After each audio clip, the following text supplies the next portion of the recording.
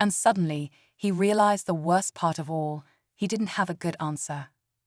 The officer sat frozen, the chief's words hanging in the air. His mind raced, searching for an excuse, a justification, anything that might make his actions seem less damaging. But nothing came. No matter how he tried to spin it, the truth was clear. He had abused his authority, and now he had to face it. He swallowed hard and finally spoke. "I don't know," he admitted, his voice barely above a whisper. I thought I could. I didn't think it mattered." The chief nodded slowly, as if he had been expecting that answer. "And now?" he asked. The officer looked down at his hands, ashamed. He had spent his entire career believing that respect came from power, from control. But sitting here, under the weight of his own actions, he saw how wrong he had been. "Now, I see that it does," he said, "and I can't take it back." Silence filled the room. The officer braced for the final blow, for the chief to dismiss him, end his career, and close this chapter for good. But instead, the chief did something he never saw coming. He slid the complaint file across the table. "Then fix it," he said. The officer hesitated, unsure what he meant. "Fix it?" he asked. The chief leaned forward. "You want to prove you've changed? Then don't just feel guilty, do something about it. Make things right with the people you've wronged. Own your mistakes, learn from them. That's the only way forward." The officer felt a lump in his throat. He had expected punishment, but instead, he was given something much harder: a chance to change, a chance to be better. And just when he thought the conversation was over, the chief added one last twist. "I know what it feels like," he said, his voice softer now, "to let anger and power take over. I wasn't always this person, but someone gave me a second chance once. And now I'm giving you one." The officer sat there stunned. He had spent weeks fearing what the chief would do to him. But now he realized the real test wasn't about punishment, it was about what he would do next. As he left the room, the weight on his shoulders felt different. It wasn't fear anymore, it was responsibility. And for the first time, he understood what real power meant. Not control, not dominance, but accountability. And he had a long way to go to earn it. The officer walked out of the chief's office feeling different. He had spent so much time fearing the consequences of his actions, but now he realized the real challenge was facing himself. Change wouldn't happen overnight, and trust wouldn't be restored with just words. He had to prove it, through actions, through accountability, through the way he carried his badge moving forward. Over the next few weeks, he took small but meaningful steps. He met with the man who had filed the complaint, listened instead of dismissed, and for the first time, truly understood the impact of his choices. He started to see his uniform not as a shield, but as a responsibility to serve, not control. As for the chief, he never brought up that moment from their past again. He didn't need to. The lesson had already been learned, and in the end, that was justice in its truest form. The silence was unbearable. The officer's guilt festered, growing heavier with every passing shift. He kept replaying the moment in his head, how easy it had been for him to disrespect a stranger, how quickly he had let his uniform define his sense of power. And now that same man had the power to end his career with just a few words. But instead of punishment, there was nothing. No confrontation, no revenge, just silence. Then came the moment he had been dreading.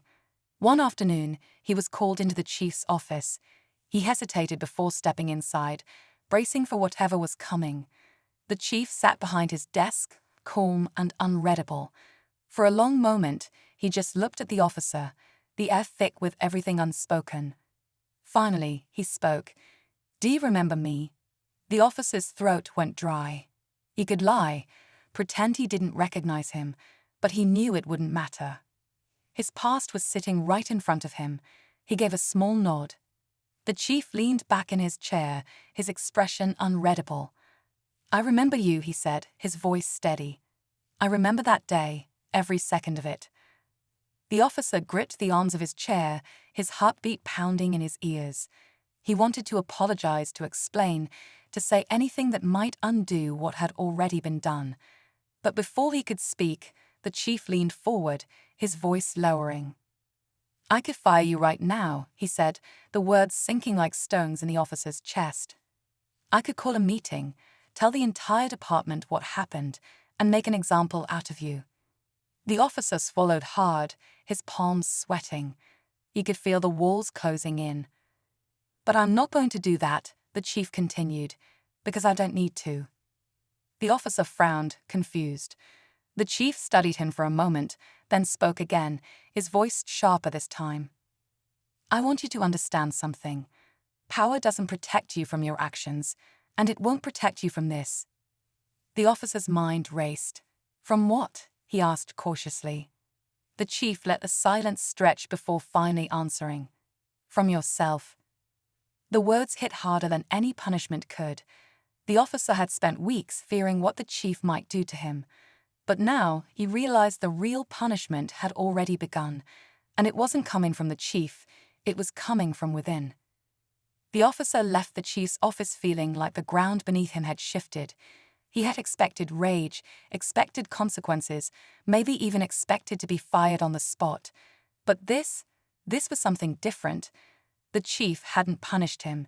He had left him with something far worse. A truth he couldn't escape. But just as the officer tried to process what had happened, something else shook the department.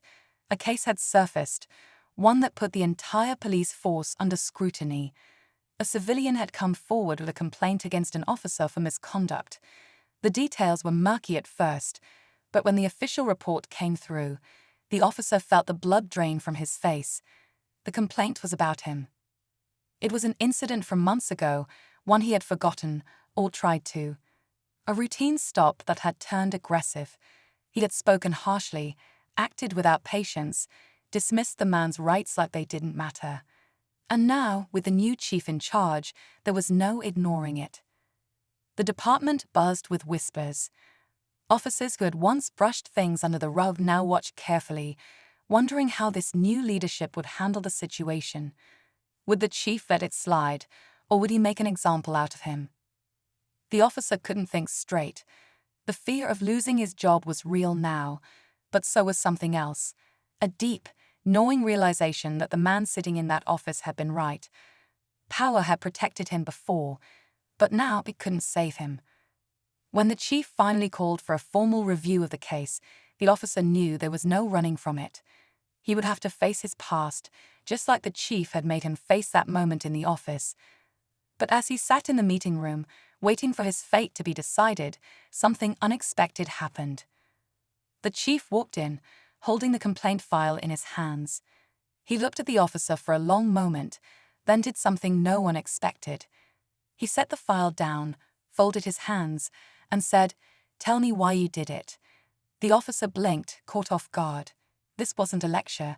It wasn't a sentencing. It was a test, one that had nothing to do with policy or punishment. It was about something deeper. It started with a moment of pure disrespect, one that would come back to haunt him. A white police officer, fueled by arrogance, spat on a black man during a tense encounter, believing him to be just another nobody.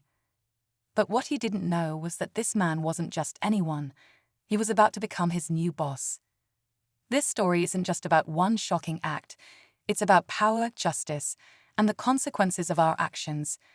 When the truth comes out, the officer's world is turned upside down, and he's forced to face the weight of his choices in the most unexpected way. What happens when authority shifts? When the one you disrespected now holds your career in his hands? Stay with us as we dive into a true story of karma, redemption, and a lesson that came too late. You won't believe how this one ends. The officer walked away that day without a second thought, confident that his uniform gave him the power to treat people however he pleased.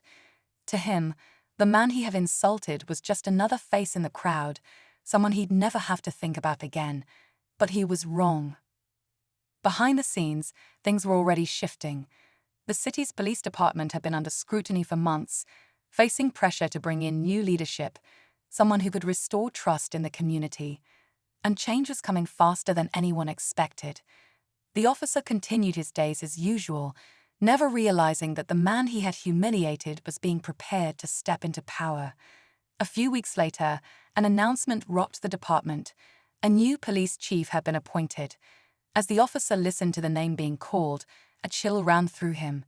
He knew that name, and suddenly his past actions had never felt so heavy. Whispers spread through the department like wildfire. Officers exchanged uneasy glances, some pretending not to care, while others knew this was more than just a routine